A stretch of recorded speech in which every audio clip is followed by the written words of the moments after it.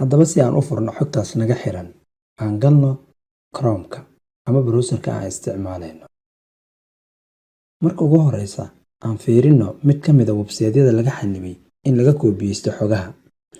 Waxaan tusaale ahaan u soo qaadan doonaa website-ka loo yaqaan Al-Najah.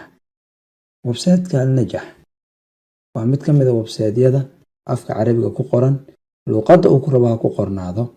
Waxaan fiirinaynaa ciwaanka ugu horeeya ayaan klik ku siin doonaa.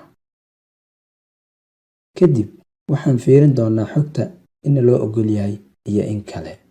Marka aad select gareyso ama aad highlight gareyso kadib waxaad isku daydaa inaad koobiyeysato oo right click dheh. Ma ogolaan doono oo naga diidaya. Haddaba sideen u xalinaa? Waxaan u xalin doonaa laba hab. Midka ugu horeeya waxaa loo yaqaanaa manual blocking JavaScript, kaas oo aan ku tusi doono